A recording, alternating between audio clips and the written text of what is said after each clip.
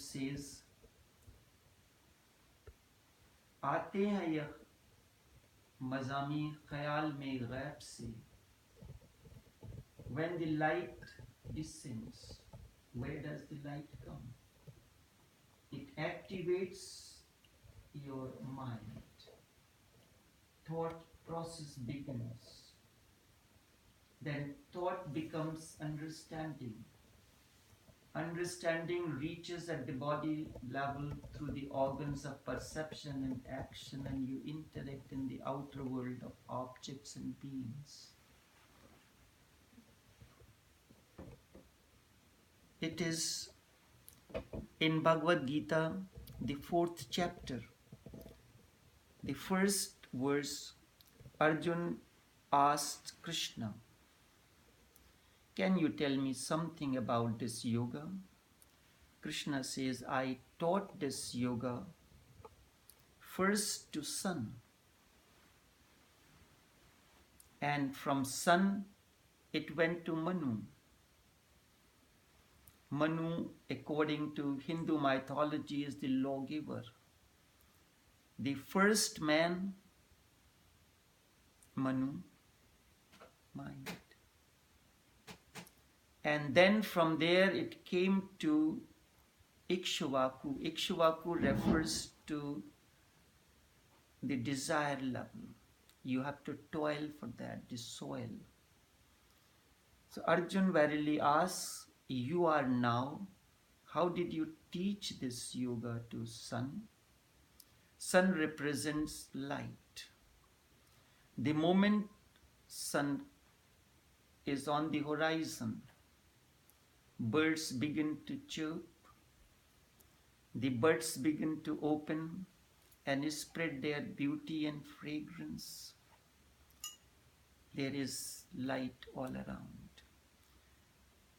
The streets that were dead begins alive once again. There is a movement. Entire life begins the moment the sunlight begins to fall. The bud that has encased its beauty and fragrance in its bosom, with that light it begins to open its petals, to spread its beauty and fragrance. Then it reaches at the level of the mind. It activates the memory. It activates the intelligence. And Adi Shankar says in one of the sutras, which is known as Nirvana Shatkam, the sutras of salvation, Mano Buddha Ahankar Chittaninaham, I am neither the mind nor the storehouse of the memory, nor intelligence, nor the ego sense. I am neither of this. But these are the four corners through which we interact into the world of objects and beings. Together these create a realm of subconscious and unconscious, or we call it negativities. Either you are operating through ego, or a storehouse of the memory, or your own intelligence, which lacks the light. Man, mind, buddhi, intellect, ahankar, ego sense, chit, the storehouse of the memory. I am neither of this. Light has descended at the mind level. It activates your thoughts. Thoughts, now where these thoughts are coming from? Because light has fallen. It is coming from an unknown source. I am speaking. You are listening to me. I am also listening to me. Because the words are mine. The voice is mine. But the light, the force that activates these words, gives it a meaning, is not mine. I have become a channel to allow that light to come through the mind and flow in the form of thoughts. Then it will guide my actions. I will see a different perspective when I listen to you or anyone. When I come across a particular circumstance and situation, my perspective will be different. This is at the level of desires. You look at the desires in a totally different manner. These are the three aspects. I gave it to the sun first. From sun it came to Manu, the mind. Then to the desire level at the body.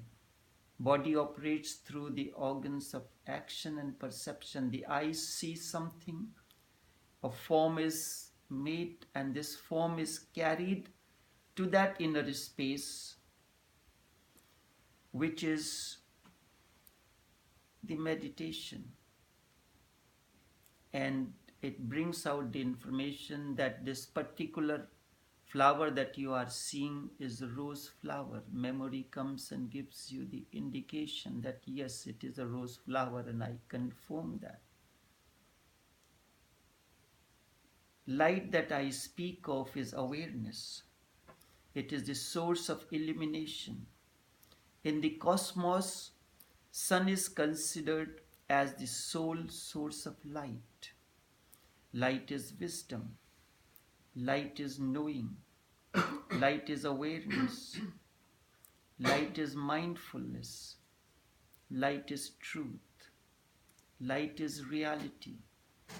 Light is the way unknown and unknowable communes with you in the moments of awareness only when you are available. When your Wi-Fi is connected. Otherwise, the message will be in escrow until you can reach to the nearest source that you can borrow somebody's device and try to unravel that message which has been meant for you and you alone and nobody else. It remains in escrow. I have said again and again, knowledge is not essential for knowing anything or the state of mindfulness or the light or awareness. Here I speak of conceptual knowledge. Then what are the other instruments one can use to grasp reality? One can reach the ultimate through direct experience. All studies and speculations are based on concepts. In conceptualizing, we divide the reality into places, into pieces, and consider these as independent of one another. The way we conceive of things is called imagination and discriminating intellect. We are not aliens, nor as strangers join. We are bound to each other by a causeless force. There is a power within that knows beyond our knowings. On the dumb bosom of this oblivious globe, although as unknown beings we seem to meet, we are not aliens, nor as strangers join, bound to each other by a causeless force. The faculty that directly experiences reality without passing through the concept is called non-discriminating wisdom. This wisdom is the outcome of meditation. All other is discriminating intellect. Experience helps the student in the process. Light is verily a realization first, and when it descends to the level of mind, it manifests as understanding. Then you are guided by such understanding each finite moment when you interact with objects and beings. The sun represents three things: life, love, light. All three come from sun. With that, a new pilgrimage begins. But life is just beginning of a great pilgrimage. It is not the end. And those who think it is an end miss the whole point of life. They have taken the manure for the flowers. It could have produced great flowers, but manure itself is not flower. It has the capability, the energy to allow the flower to blossom.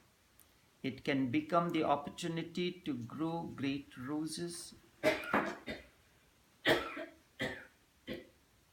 It can create the basic necessary condition, but still it is not rose itself. And if you go on collecting manure, your house one day will begin to stink. That is what happens.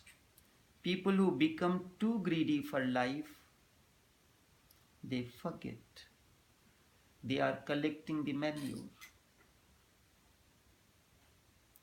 Their life begins to stink out of greed, out of possessiveness, out of violence. Their life cannot ever have any fragrance because they have completely forgotten the whole point. The manure is good if it is used as a manure. Certainly, it cannot be collected, and if it is used, the same energy that becomes to defile and desecrate the place can become a great fragrance. It is transformed. Life should not be taken for granted. 99.9% of people take it as if it is the end. These are the worldly people, and these are the people who have made the earth ugly. These are the mundane, the mediocre people. They become politicians, they become great hoarders, and become exploiters. Their whole experience seems to be directed towards one thing: how to survive. But if you ask them for what, there is no answer. They live in a vicious cycle. They live to survive, and if you ask them, why do you want to live? They want to live more. And what are you going to do by living more? Just to make an effort to survive. They move in circles, live long, make more efforts to survive long so that they can live long. This is the basic dimension of